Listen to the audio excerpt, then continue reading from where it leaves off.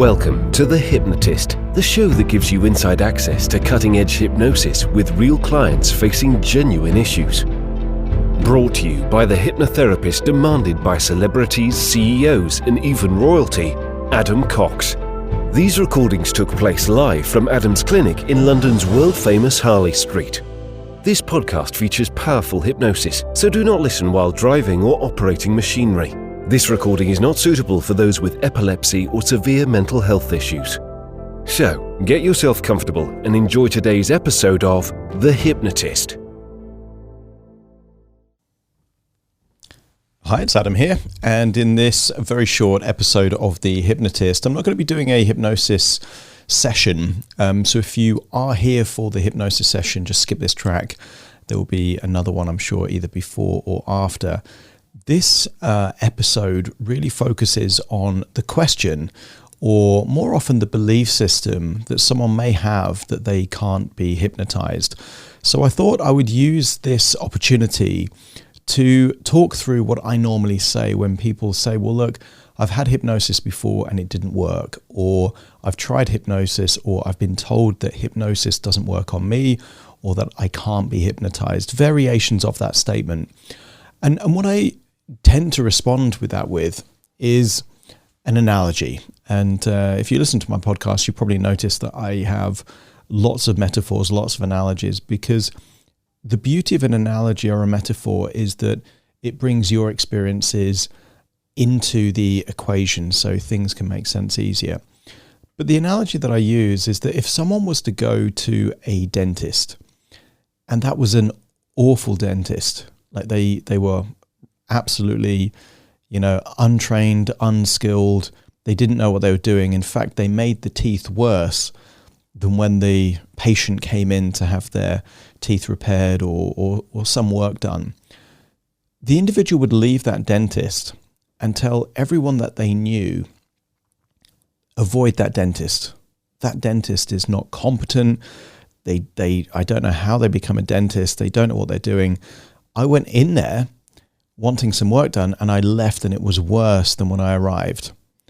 But they would make it all about that specific dentist. What they wouldn't do is generalize and say, dentistry doesn't work.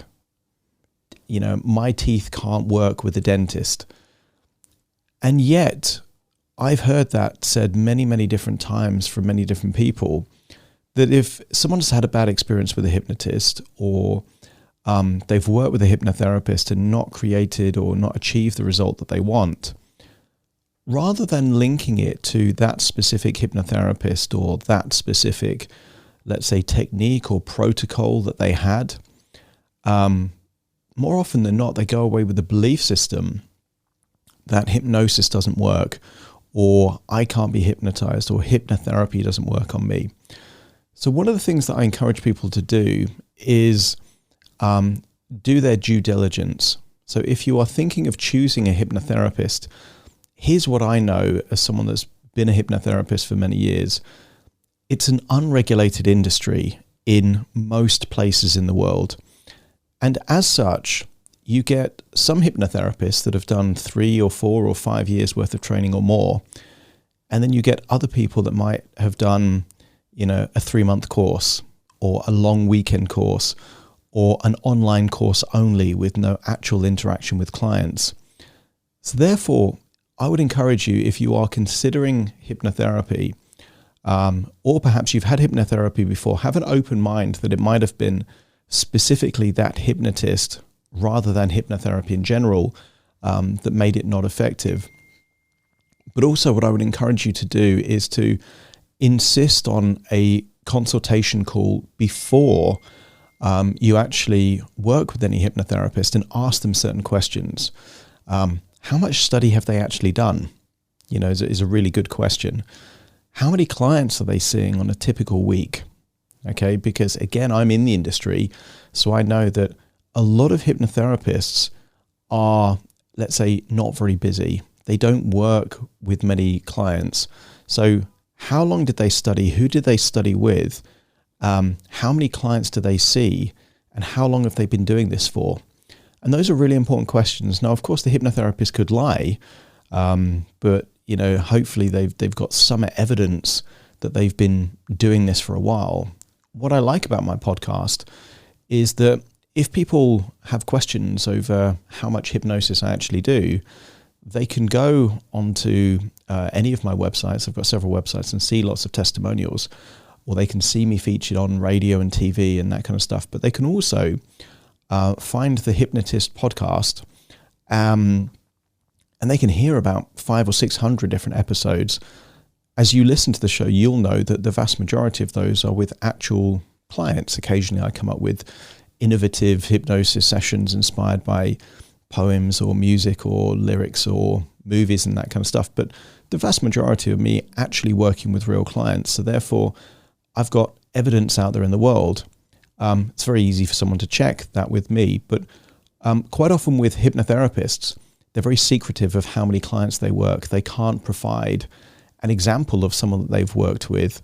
They have no case studies or testimonials. They have no reviews and things like that. So these are the kind of questions that you want to ask. Another question that you want to ask, if you feel that you can't be hypnotized or you're not sure if hypnosis can work with you, is what is the area of specialization that the hypnotherapist works in? What I tend to find is that a lot of hypnotherapists are generalists, and they tend to dabble in lots of different things. And as such, they don't really develop an element of expertise in a particular niche. When it comes to me, I would say there are certain areas that I'm stronger on just because I've seen more clients in those areas.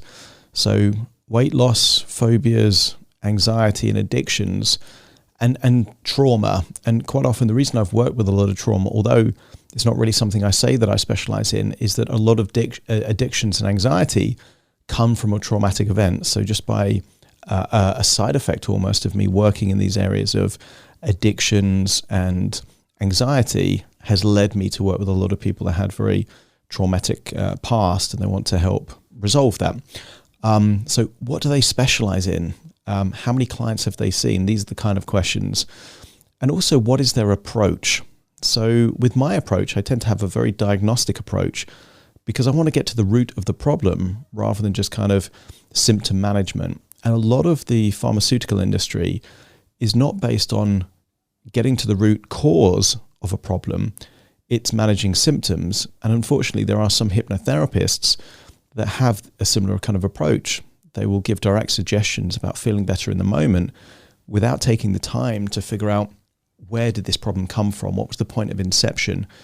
There was a point that this issue didn't exist, and now it does exist. And that could be a phobia, it could be an addiction, some kind of stressful response. So you've got to get to the root cause and then kind of resolve it that way.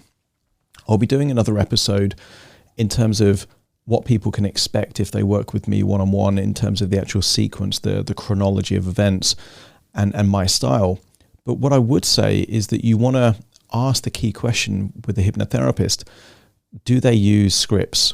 And the reason why that's such an important question is there are a lot of poorly trained hypnotherapists that, because they don't have the competence yet and the confidence of working with clients, they become very attached to scripts. Not to say that scripts have no value. I think scripts are a little bit like stabilizers on a bike. It's a good way of learning and kind of structuring certain things.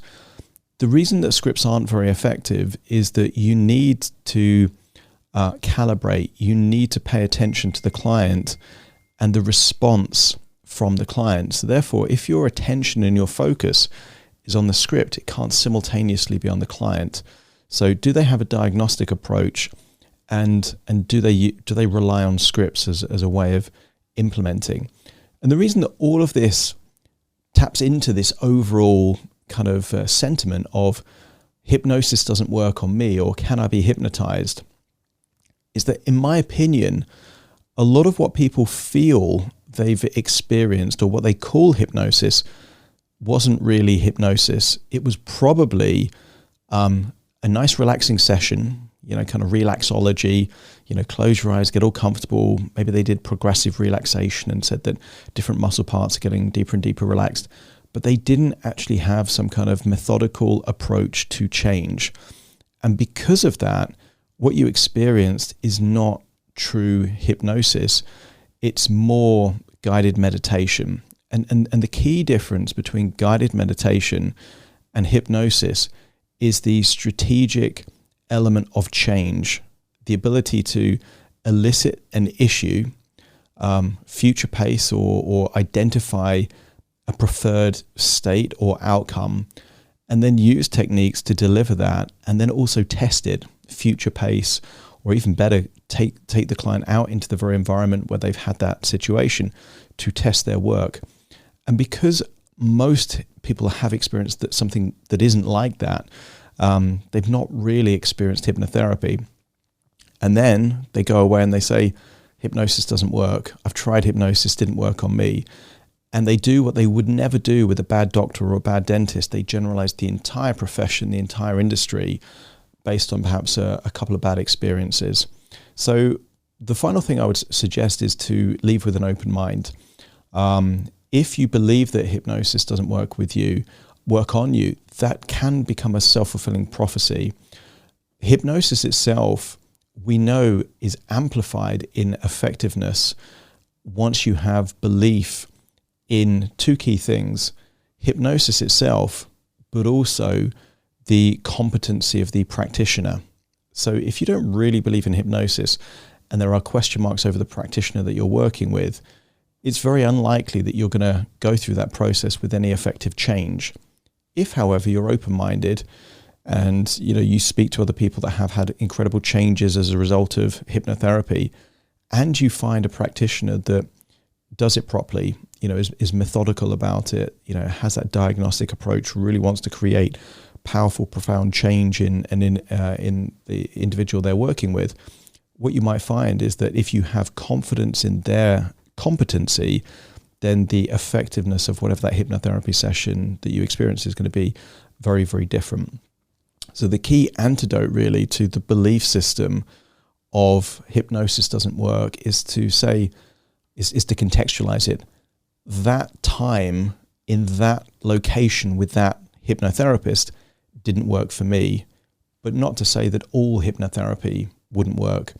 Again, one final analogy, we've all had at least one bad teacher in our life, a teacher that just shouldn't be in the teaching profession. They shouldn't really be doing it. They don't care if the students actually learn. It's more about control of individuals, or it might just be turning up for a paycheck.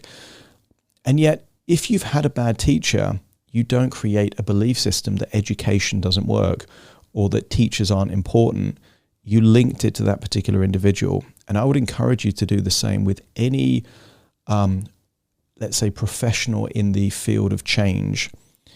Good or bad experience, link it to that particular individual rather than the whole industry.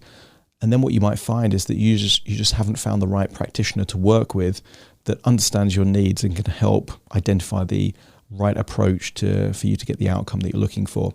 So that's it for this session. No hypnosis, but just my thoughts on the key question or the key belief that hypnosis doesn't work. I hope you found that useful. And if you've got any thoughts or further questions on that, drop me an email, adam@adamcox.co.uk. Because every now and then I don't mind doing these kind of podcast sessions which are more kind of educational or informative rather than just doing another hypnosis session. So if you find this useful, let me know. And if you don't, also let me know. If you don't want to hear this kind of stuff, I'm quite happy to keep doing the hypnosis sessions because I love them. But if you do find this useful, let me know. And then that's also a good feedback loop for me. Okay, take care.